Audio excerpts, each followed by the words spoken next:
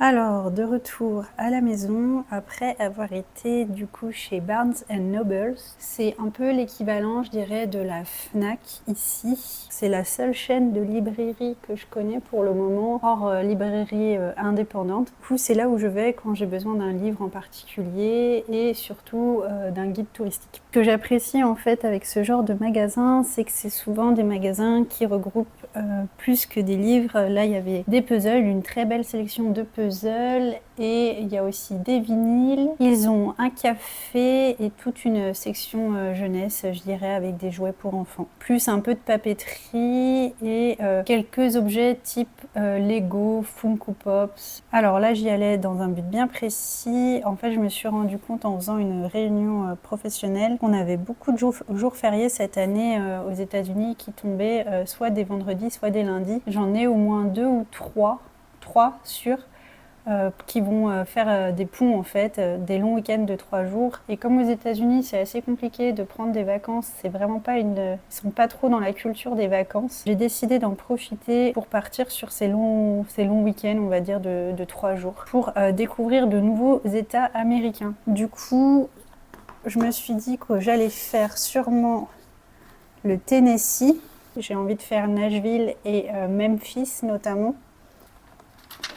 Donc voilà, je vous montre un petit peu. Donc oui, je pense qu'on fera sûrement Memphis et sur Nashville, après à voir si on aura le temps de faire les Smoky Mountains, qui est un parc national. J'aimerais bien avoir le temps, mais c'est toujours le problème ici. On n'a pas trop de jours de congés ou fériés, donc faut se dépêcher. Et puis pareil, un état que j'ai envie de faire, c'est le Texas, pour voir les grands espaces américains, vivre pleinement, on va dire, l'expérience peut-être d'un steakhouse et d'une nuit en ranch. Ça, c'est vraiment ce que j'espère retrouver au Texas. Et puis peut-être visiter le centre de Houston, tout simplement, le centre de la NASA. Donc j'ai pris aussi le guide du Texas. On ira bien sûr, je pense, à Dallas, on fera Houston pour le centre de la NASA, Austin et avec un peu de chance San Antonio, mais pas sûr. Donc outre ces 2 guides, je me suis pris aussi, j'ai sauté le pas, je me suis pris un tout petit livre, mais c'est une autrice que j'adore qui s'appelle Madeline Miller. Elle a écrit en fait Le Chant d'Achille et Circé. Et là, j'ai vu qu'elle avait aussi écrit une histoire sur Galatea. Elle revisite en fait les mythes grecs. J'ai beaucoup aimé son style d'écriture. Vraiment, je recommande beaucoup Le Chant d'Achille et Circé parce que c'est vraiment 2 livres qui m'ont beaucoup plu et qui ont eu un petit succès aussi en France. C'est un tout petit livre de 60 pages. Il est du coup en anglais. Je peux lire en anglais, mais c'est pas le même plaisir, on va dire. Et puis ça dépend vraiment de l'écriture, faut que ce soit des phrases assez courtes et dans un vocabulaire simple, pas trop élevé parce que sinon j'ai du mal à comprendre. Donc là j'ai commencé à lire et ça avait l'air d'aller. Et puis pour 60 pages, je pense que ça devrait le faire. Ça devrait pas me prendre trop de temps de le lire, je pense sur une soirée, un ou 2 jours ce sera plié et c'est une bonne introduction je trouve à peut-être lire plus, notamment en anglais. Enfin, je me suis pris un puzzle. C'est vraiment la sélection qui m'a le plus plu cette fois-ci chez Barnes Noble. Je vous ai mis normalement quelques plans des puzzles que j'ai préférés. C'était pas facile de faire un choix, j'avais envie d'en prendre beaucoup plus. J'ai beaucoup aimé notamment le puzzle où l'illustratrice avait mis une playlist en plus. Vous aviez un QR code à scanner et vous pouviez écouter la playlist de l'illustratrice en même temps que faire le puzzle. Franchement, j'adore le concept, mais il était un peu cher, donc je ne l'ai pas pris. À la place, j'ai pris celui-ci qui est un puzzle de 500 pièces. J'ai adoré notamment tous les petits détails, vous voyez, ce petit bureau avec la boîte à cookies, le petit chat qui dort, les livres. Ça va vraiment être un puzzle, je pense, sûrement facile à faire, encore que, vous voyez, toute cette partie avec les feuilles plus la commode, ça va prendre un peu plus de temps. Mais 500 pièces, je trouve que c'est juste parfait pour le faire sur un temps relativement court. 1000 pièces, ça me met au moins une semaine, je dirais. 500 pièces, je pense qu'il y a moyen de s'en sortir sur 1 ou 2 fois si je m'y mets bien.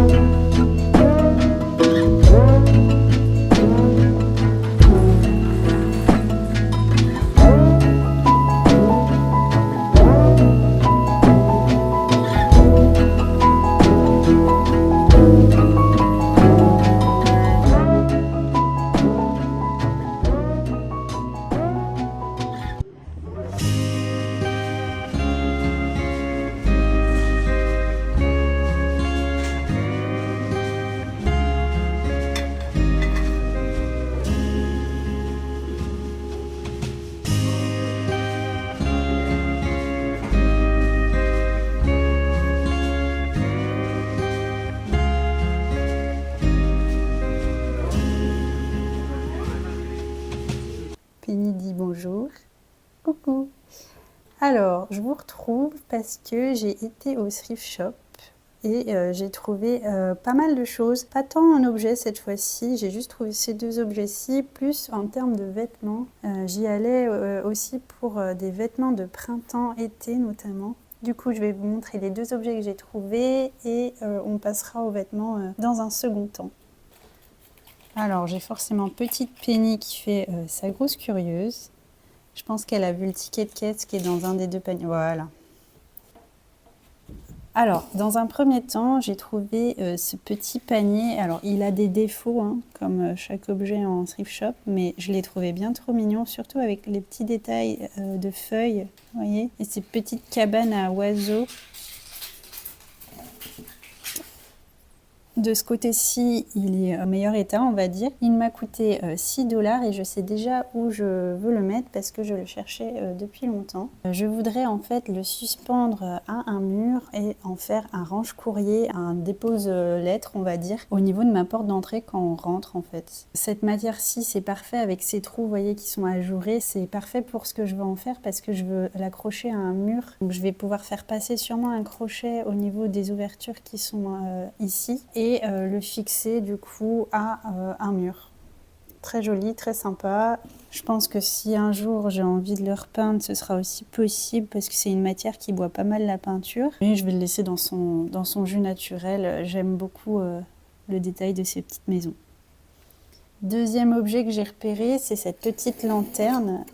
Vous voyez, il y a un support en verre à l'intérieur. Je vais pouvoir y mettre une bougie en toute sécurité, notamment vis-à-vis des chats. Je peux, si je veux, l'accrocher, mais je pense que j'en ferai plus une lanterne à poser et ce sera une lanterne pour ma chambre. J'aime beaucoup cet esprit costal, ce que j'appelle costal ici, mais on va dire bord de mer en France. Ça fait un peu jonc de mer, osier de mer, dès que c'est un peu clair comme ça, dans mon imaginaire c'est un peu ça. J'aime le fait que ce soit torsadé. J'ai plus qu'à rajouter une bougie et c'est prêt en l'état, on va dire. Voilà, je rajouterai juste une bougie à l'intérieur et elle est déjà prête en l'état. Je la mettrai dans ma chambre sur soit un de nos chevets, soit la commode. Je fais toujours attention aussi à pouvoir mettre une grande bougie. Je n'aime pas mettre de petites bougies, je veux des bougies qui durent en fait suffisamment longtemps pour ne pas avoir à les rallumer tout le temps. Donc ce genre d'ouverture large, c'est parfait pour les grandes bougies, je vais vous montrer.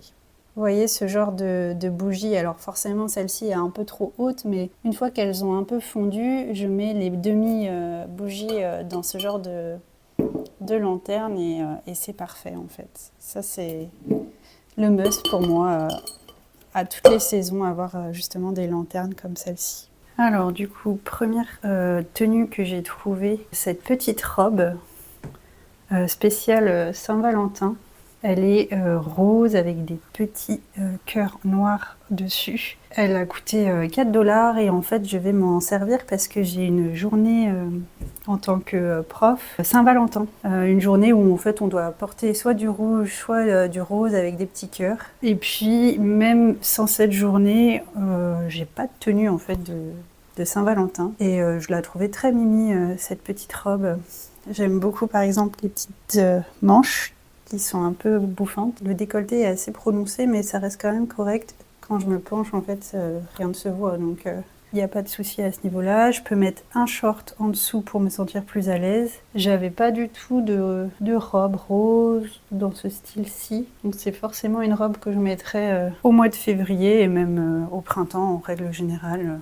Alors, seconde robe que j'ai trouvée, toujours à 4 $, cette petite robe bleue, manche façon un peu t-shirt, un peu droite au début et puis évasée vers le bas, toute légère, bleu-gris dans un bleu-gris comme ceci avec des petites fleurs blanches, très printanière on va dire. Bon, faut aimer ce motif-là, mais moi j'aime bien. Et c'est surtout que je cherchais en fait des robes faciles à enfiler pour aller notamment tout ce qui est plage, piscine, l'été. J'ai une couleur de peau assez palote malheureusement, du coup le bleu comme ça, je trouve que c'est le genre de bleu qui va avec mon type de peau et mes cheveux assez foncés finalement. Ensuite je suis tombée sur cette chemise à carreaux dans les tons vert gris je dirais. avec un peu de beige ici. Un vert kaki, j'aurais du mal à jauger. On est entre le vert et le gris. Très joli. J'ai des petits liserés dorés qui viennent apporter un peu de lumière. Ici et ici. J'aime beaucoup aussi le détail au niveau des manches. Vous voyez, quand c'est des manches comme ça que vous pouvez retrousser. Ça, j'apprécie. Un bon basique à avoir et puis qui sera super beau, je pense, avec un pantalon beige, même avec du noir, ça passe assez bien. Puis surtout en automne, ça c'est le genre de chemise que j'adore porter, le genre de couleur que j'adore porter. J'en avais pas de comme ça. Autre chemise que j'ai trouvée, plus une chemise veste en fait, hein, que je vais vraiment plutôt utiliser en veste ouverte, mais là je vous montre ce que ça donne fermée. Cette chemise à carreaux beige, que je cherchais depuis un moment en fait. Je pique toujours la veste de mon conjoint qui est un peu dans ces couleurs beige. Au niveau du printemps, quand je mets un pantalon beige, j'aime bien faire des total look beige des fois. Et je n'ai pas de veste voilà, dans ces tons-là beige, beige clair. Du coup, là c'est parfait. J'aurais pu à lui piquer sa veste. Je vais juste l'utiliser, je pense, ouverte. Mais voilà ce que ça donne fermé. Jolie petite tarte en beige. Coton bien épais, bien chaud en plus. Donc parfait pour servir de veste. C'est ce que je voulais. Enfin, dernier article, et c'est sûrement celui qui me hype le plus, c'est ce trench de pluie. Pour la couleur, ce kaki foncé avec tous ces boutons. En fait, tout est dans le détail avec ce manteau-ci, je trouve. Malheureusement, il n'a plus la ceinture. Un bon manteau de pluie, j'en cherchais un aussi long. J'en ai un court, mais j'en ai pas de long. Et puis, je cherchais aussi du kaki. En plus, il est assez chaud vu qu'il est matelassé comme ça, là. Voilà ce que ça donne au niveau de la longueur. Et je vais vous montrer ce que ça donne fermé. Alors, voilà ce que ça donne fermé. Il manque juste un bouton. Vous voyez ici, mais j'ai encore le fil. Et j'ai vérifié à l'intérieur du manteau, il y avait ce genre de bouton, il y en a deux de rechange. Du coup, j'ai juste à remplacer et à mettre un bouton de rechange pour le réparer. Et ça, je sais faire, les boutons, il n'y a pas de souci. Et ce que j'adore, c'est surtout au niveau du col. J'ai un col comme ça, chemise, plein de petits détails que j'apprécie.